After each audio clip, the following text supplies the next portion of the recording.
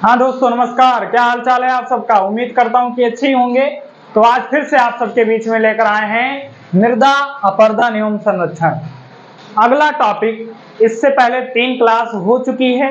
आज आप सबके बीच में मृदा को लेकर चौथी क्लास है। उम्मीद करता हूं कि आप पिछला 3 क्लास देख लिए होंगे, क्योंकि पिछला 3 क्लास आप देखे होंगे तभी ये क्लास आपके लिए खास हो सकता है। ये क्लास आप अभी तो देख लीजिए, लेकिन पिछला क्लास जो तीनों क्लास हमने कर लिया है उन तीनों को भी देखना आपके लिए अति आवश्यक है। तो जब भी आपको समय मिले वो 3 क्लास आप जरूर देखें, क्योंकि इसी चैप्टर का है, इसी से संबंधित है, इसलिए वो भी आपको कंप्लीट करना अति आवश्यक है। तो उम्मीद करता हूं कि आप उसे जरूर देखेंगे। तो आज हम बात करते हैं मृदा अपरदन एवं संरक्षण। आप जो भी वीडियो आप देखते हैं, हमारे द्वारा जो भी वीडियो बनाई जाती है उसे आप किसी नोट्स में जरूर मेंटेन करते रहें। हेडिंग डालकर जो हम बोलते हैं या जो यहाँ लिखते हैं उसके तहत आप एक अच्छा सा नोट्स बनाते रहें, ताकि भविष्य के लिए सुरक्षित रहे। हम आपके लिए हमेशा तत्पर रहते हैं, मेहनत करते हैं कि ताकि आप अपने भविष्य में हमेशा अच्छा करें, एक अच्छे मुकाम पर जाएं। इसलिए हम आपके लिए समय निकालकर आपके भविष्य के लिए आपको यहाँ पर समय देते हैं, आपको काफ़ी कुछ सिखाते हैं जो आपके लिए काफ़ी हेल्पफुल हो सकता है। तो अगर आपके लिए ये हेल्पफुल होता है तो ऐसा नहीं कि वो सिर्फ आप खुद के लिए हेल्पफुल रखो, औरों को भी उसे बांटना चाहिए। आपके हित मित्र जो भी हों, अगल बगल जो भी हों, अगर वो भी पढ़ने वाले बच्चे हैं तो उन्हें भी जोड़िए अपने इस अरुण क्लासेस के साथ, और उन्हें भी दिखाइए कि आखिर इससे क्या मिलने वाला है उनको लाभ। तो चलिए ना देरी करते हुए शुरू करते हैं आज का टॉपिक, मृदा अपरदन। तो सबसे पहले समझते हैं कि आखिर में मृदा अपरदन क्या है। तो मृदा अपरदन है किसी भी मृदा का अपने जगह से खिसकना। कोई भी मृदा अगर वो अपने जगह से खिसक जाती है, मतलब यहाँ मिट्टी है, इस मिट्टी का अपने इधर से जरा भी अगर परिवर्तन हो गया कि दूसरे जगह ये मृदा चली गई, तो वो मृदा आपकी क्या कहलाएगी? मृदा अपरदन कहलाएगी। अब ये मृदा अपरदन कई तरीके से होता है। कई तरीके से मतलब कि देखो, आज के समय में जो मृदा अपरदन हो रहा है, अगर मानवीय कारण देखा जाए तो मानवीय कारण में जो मृदा अपरदन है, मानवीय कारण क्या है? मानवीय कारण, तो भैया मृदा अपरदन का मानवीय कारण आज के समय में है पहले नंबर पर पशुचारण। अब पशुचारण पहले लिख देते हैं, फिर बात करते हैं। दूसरा निर्माण, और तीसरा खनन।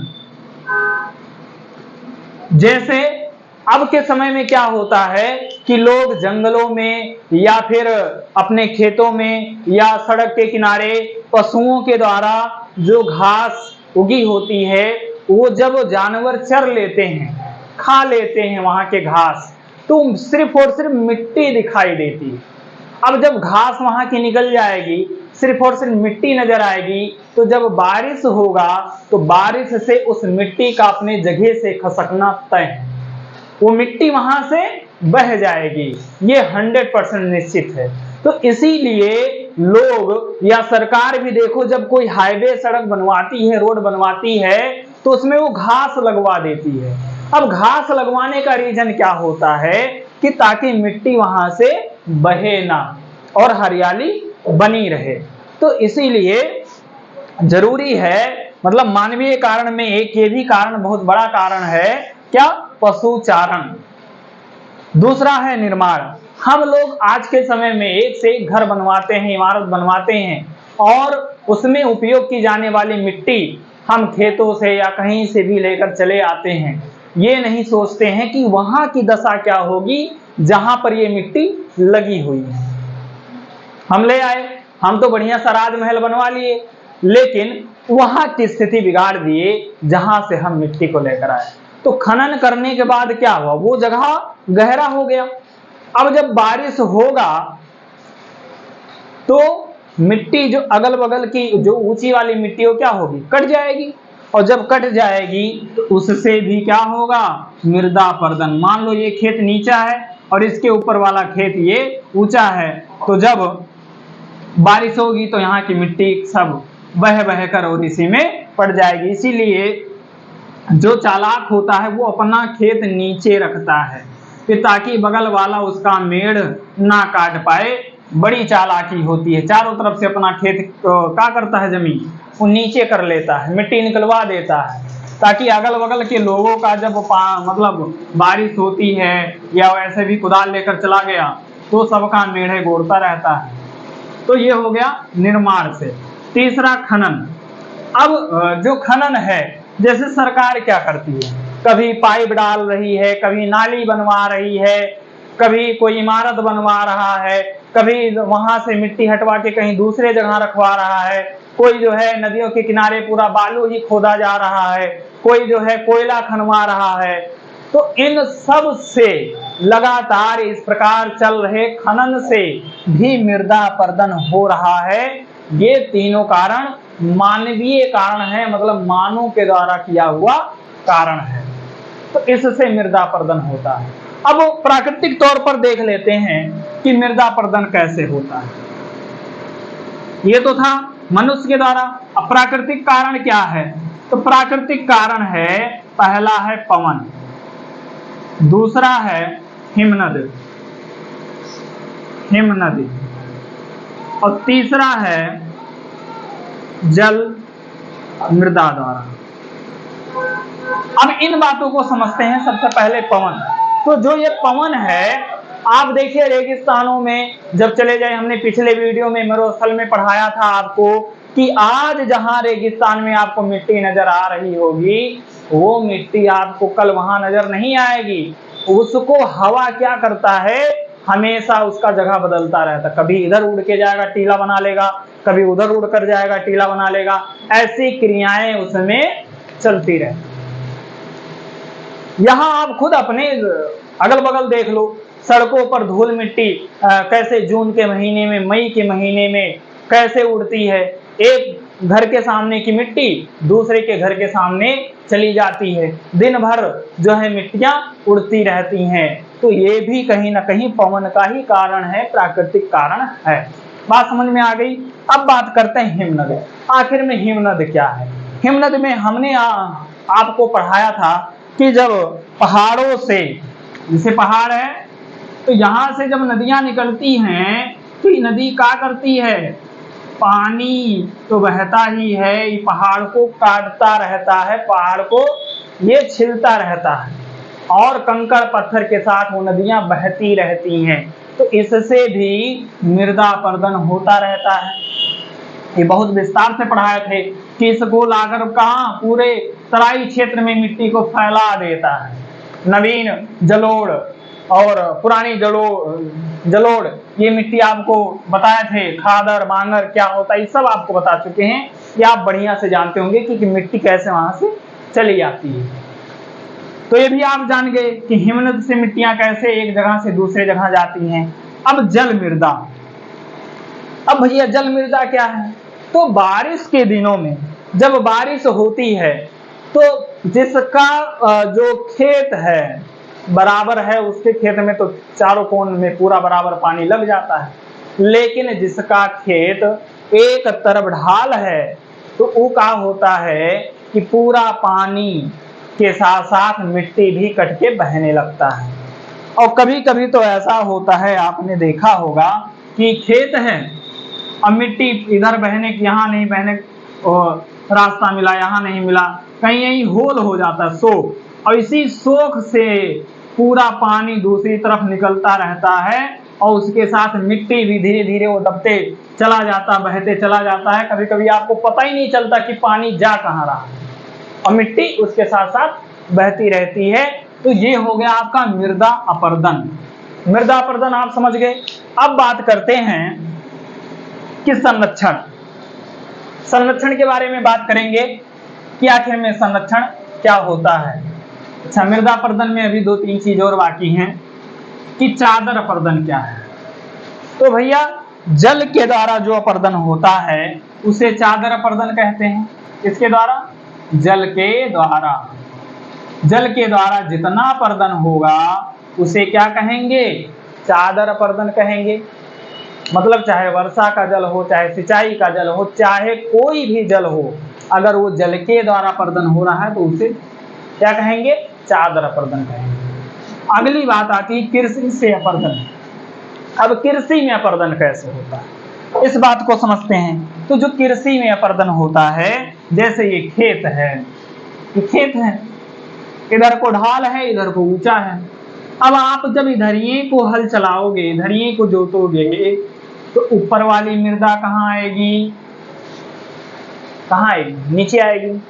बिल्कुल बढ़िया है, सही है। लेकिन कुछ लोग क्या करते हैं? गलत तरीके से जुताई करते हैं, ऐसे को हल चलवाते हैं, ऐसे इधर को, मतलब नीचे वाली मिट्टी, जो नीचे वाली मिट्टी है उसको भी ले जाकर ऊपर छोड़ देते हैं जहां पहलवे से ऊंचा है। तो ऐसे में जो खाला है, जो ढाल है, वो तो पहले से ढाल था और ढाल हो गया, तो मिट्टी के बहने का चांस बढ़ जाता है। तो इसलिए मतलब मृदा अपर्दन अधिक होने लगती है ऐसी स्थिति में। जो गलत तरीके से कृषि करते हैं वो कृषि से अपर्दन होता है। अब बात आती है वाहिकाएं अपर्दन क्या होता है। तो वाहिकाएं अपर्दन मतलब जब वर्षा का जल बहता है, जब वर्षा का जल बहता है तो कहीं ना कहीं ये जो जल है ये ऐसे धार बना लेती है, धार ऐसे ऐसे, मतलब बहते बहते धार बन जाता है, और इसी धार को वाहिकाएं कहते हैं। मतलब एक नली की तरह बन जाती है। किसकी तरह? नली की तरह बन जाती है। मतलब आप ये भी कह सकते हो अवनालिका। अवनालिका जानते हैं? अवनालिका, अवनालिका मतलब जैसे गांव घर में कहते हैं नाली, शहर वाले पता नहीं जानते कि नहीं, जो शहर में गटर कहते हैं और गांव में नाली कहते हैं। तो इस नाली में मतलब ऐसे नाली बन जाता है बारिश के समय में, बरसात के समय में खेतों में क्या बन जाता है? नाली, उसी में से पानी जाता रहता है। तो इस चीज को हम क्या कहते हैं? इस चीज को हम कहते हैं अवनालिका अपर्दन। मतलब नाली अगर बन गई तो क्या कहेंगे? अवनालिका अपर्दन कहेंगे। बात समझ में आ गई? चलिए अब इसको हम कर देते हैं इरेज।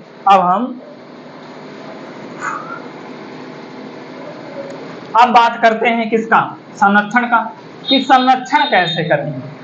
तो भैया संरक्षण क्यों करना है ये भी बात समझ लो कि आखिर में संरक्षण करना क्यों है, काहे संरक्षण करना है। तो संरक्षण करना क्यों है तो इस चीज को लिख लीजिए, मृदा की उर्वरा शक्ति को बनाए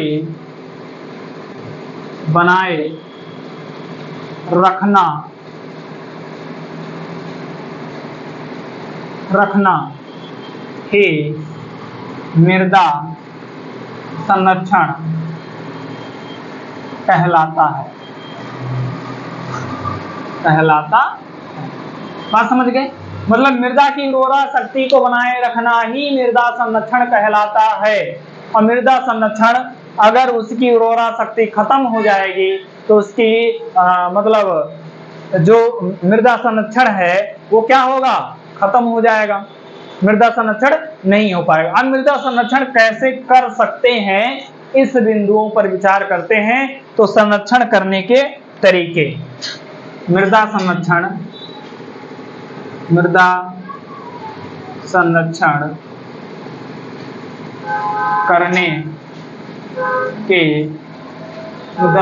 करने के तरीके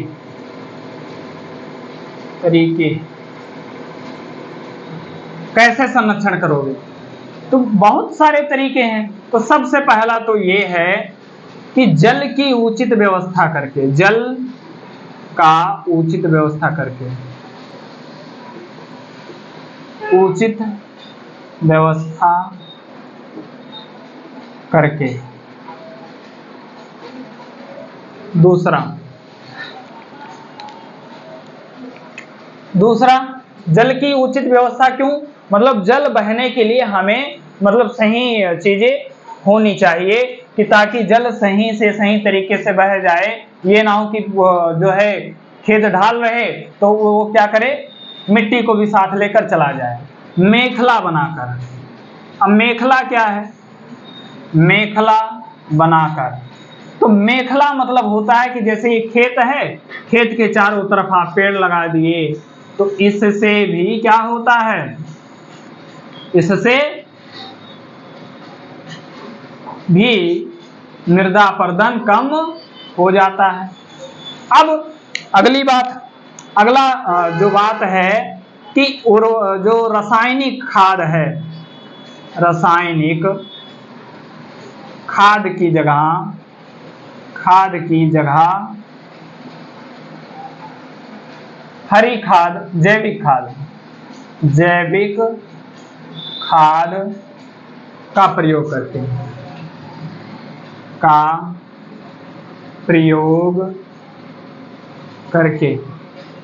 जैविक खाद का प्रयोग करके। तीसरा, हरी खाद वाली फसल लगाकर।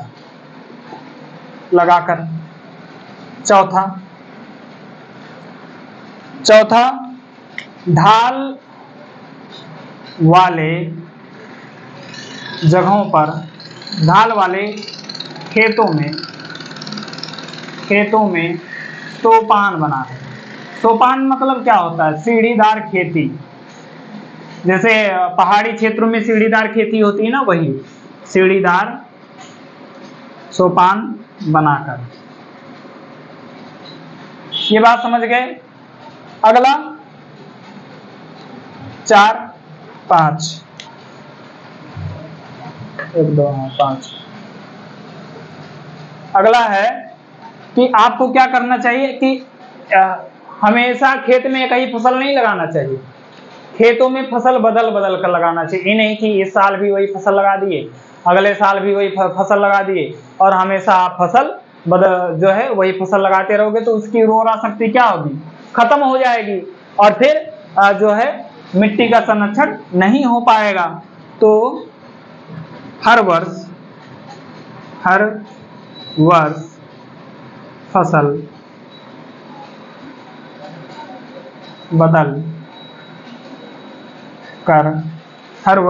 बदल कर लगाना। ये बात समझ गए।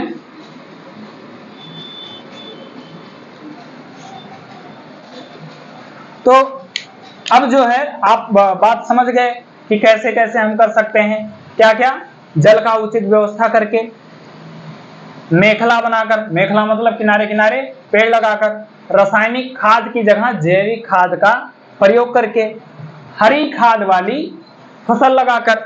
मतलब हरी खाद वाली फसल क्या है, जैसे कुछ लोग होता है ना कि कुछ ऐसी चीज वो देते हैं कि वो खाद का काम करता है, जब वो बड़ा हो जाता है बस उसको क्या करते हैं, जोत देते हैं पूरा। उसके बाद में जो है ढाल वाले खेतों में सोपान बनाकर, मतलब सोपान मतलब सीढ़ी बनाकर किया जाता है, और हर वर्ष फसल बदल कर लगाना। ऐसे भी मतलब आप कर सकते हैं। एक तरीका और है कि आप अगर बड़ा खेत है, बड़े खेतों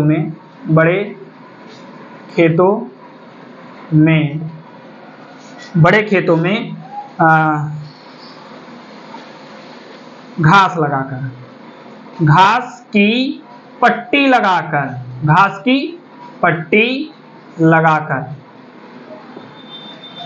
और एक और है खेतों में मेढ़ बनाकर। मतलब कि जो बड़े बड़े खेत हैं, जैसे पंजाब में काफी लंबा खेत होता है, 10-10, 20-20 बीघे का, 30-30, 50-50 बीघे का पूरा उनका एक ही लोगों का खेत होता है, 100-100 बीघे का। तो वहां पर वो लोग क्या करते हैं कि वहां पर घास की पट्टी बनवा देते हैं दूर दूर तक, जिससे क्या होता है कि मृदा अपरदन कम होता है। जब हवा चलती है तो उस घास में हवा पड़ने के बाद उसकी रफ्तार धीरे हो जाती है, ठीक है, उसकी रफ्तार क्या हो जाती है, धीरे हो जाती है। खेतों में मेड़ बनाकर, मतलब खेतों में वो क्या करते हैं, मेड़ बना देते हैं। और हम लोगों को भी खेतों में अगर जैसे ढाल है और आप मेड़ बना देते हैं तो क्या होता है, पानी रुका रहता है, मृदा अपरदन कम होता है, ठीक है। तो इसको आप नोट कर लीजिए, चाहे तो स्क्रीनशॉट भी आप ले सकते हैं।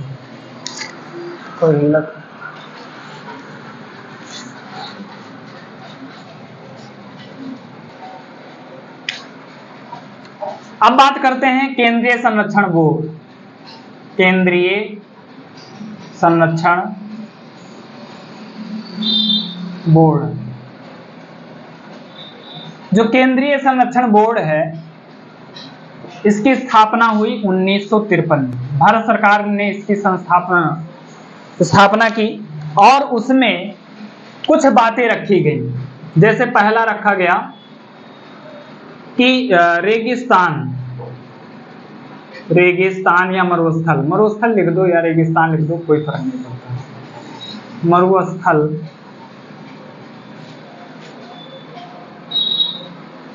के विस्तार पर रोक, मतलब मरुस्थल के विस्तार पर रोक लगाना चाहिए कि अधिक से अधिक जो खेत है वो मरुस्थल ना बने, मतलब कि बालू में ना परिवर्तित हो जाए, सिल्ट में ना परिवर्तित हो जाए। अब जब वो सिल्ट में परिवर्तित हो जाएगा, बालू में परिवर्तित हो जाएगा तो क्या होगा, तो वहां पे फसल अच्छी नहीं हो पाएगी, उसकी उर्वरा शक्ति खत्म हो जाएगी। तो उसकी उर्वरा शक्ति बना के रखना है, पहली बात ये रखी गई। दूसरी बात ये रखी गई कि जो मिट्टी के कटाव को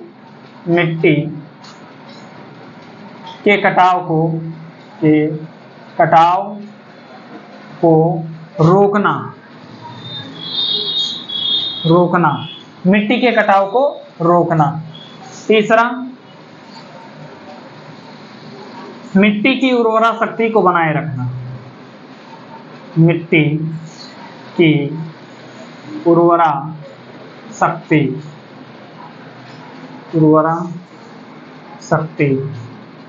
को बनाए रखना।